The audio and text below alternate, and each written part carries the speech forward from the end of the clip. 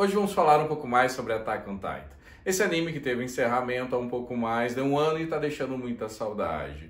Vamos olhar para a transformação de Eren e como ele ativou a coordenada. Se você não me conhece, eu sou Cassiano Santana, psicólogo, psicanalista e fã de animes. Agora, coordenadas e realezas à parte, sejam muito bem-vindos ao canal de cinema.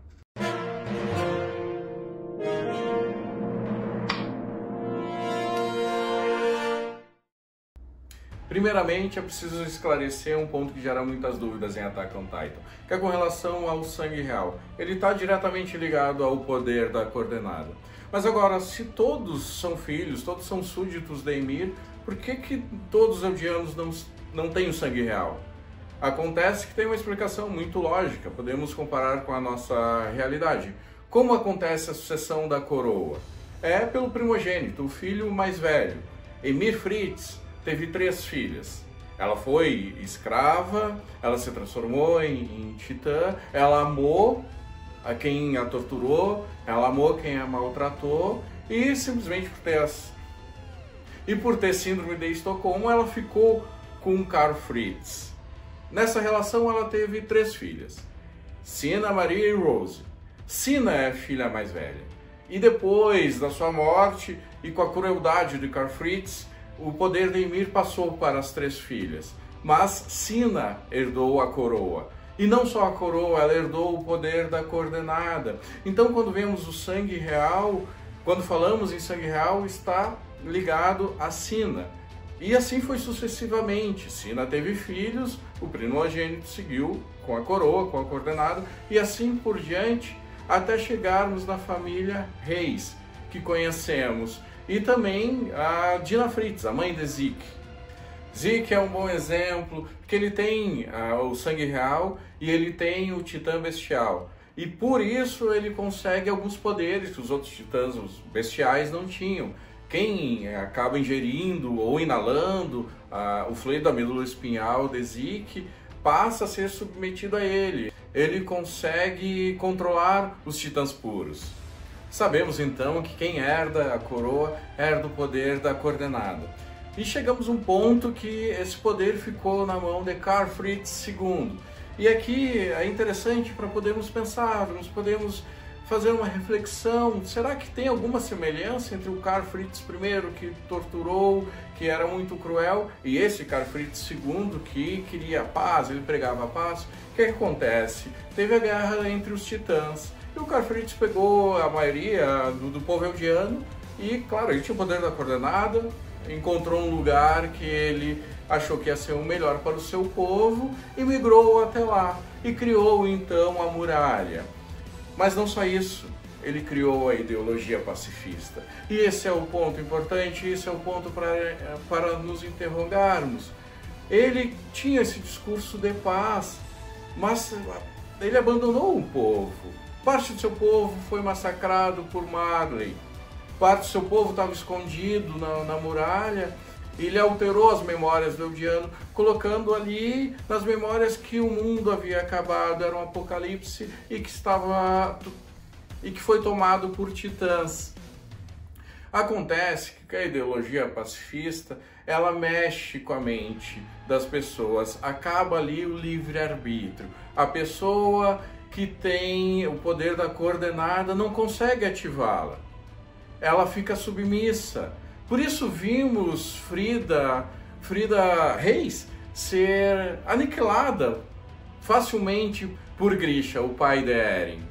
Acontece que ela não pode ativar a coordenada, ela não pôde ativar a coordenada nem para se defender. Então, enquanto os titãs atacavam as muralhas, atacavam Eldia, eles não conseguiam, quem tinha o poder da coordenada não conseguia, não é que não quisesse, não conseguia manipular, não conseguia mandar ordens, não conseguia controlar os titãs puros. E Frida, vemos ela tendo algumas crises, porque ela não tinha o livre-arbítrio. Quem está tomado, acorrentado pela ideologia pacifista, ele tem um comportamento estranho, começa a ter esse discurso de paz e se vincular, por exemplo, a igrejas. há algo dessa filosofia de paz, porque a coordenada muda a cabeça da pessoa e é definitiva, porque a pessoa, para passar o poder adiante, precisa ser devorada. Então, vimos que ela fica com isso. Agora, fazendo uma comparação ao Carl Fritz primeiro, né? Esse Carl Fritz II, ele tinha esse discurso de paz, mas ele deixou o seu povo sendo aniquilado. Ninguém podia se defender. Então, será que aí não há um sentimento reprimido? Fazendo comparação entre os nomes, na verdade são o mesmo nome, né? Então, é algo de se interrogar, porque também é uma tortura mental em quem tem o sangue real e o poder da coordenada. Porque se a pessoa não tem o sangue real e o Titã Fundador, provavelmente ela não consiga nem se transformar. Isso não aparece no anime. O Eren, ele tem o Titã de ataque e o Titã Fundador. Então não aparece a pessoa só com o Titã Fundador, mas vimos a Eren tentando se transformar. Esse é um ponto relevante, porém, Carl Fritz, ele pregava a paz. Será que tinha outra maneira? Que é interessante que ele cria uma muralha. Então, bom, se alguém romper a ideologia pacifista, pode ativar o estrondo. Sabemos o que aconteceu. Porque também tem algo muito perigoso, que é esse poder maior da Attack on Titan. Nada é mais poderoso do que a coordenada. Ele é passado de 13 em 13 anos. Se caísse em mãos erradas, poderia aniquilar com a vida da Terra. Mas também ele montou a muralha, que exatamente é um gatilho para isso. Então, será que a paz realmente, será que teria alguma outra maneira? Fica esse questionamento.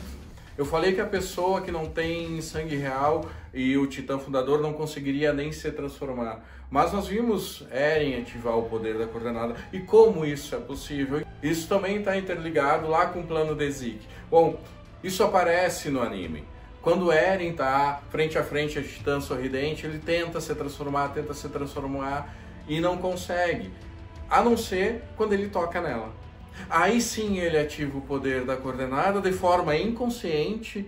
Eren, ele tinha muita vontade, muito desprezo pelo Titã, e principalmente por conta do trauma que ele viveu vendo a Titã Sorridente devorar a sua mãe e mais outras pessoas, inclusive naquele momento ali, ele estava protegendo Mikasa, pessoas tinham morrido, e ele toca na Titã Sorridente, ele toca na Dina Fritz, e inconsciente ele manda os titãs atacarem ela. E é isso que acontece. Ali ele ativa o poder da coordenada porque ele teve contato com o sangue real.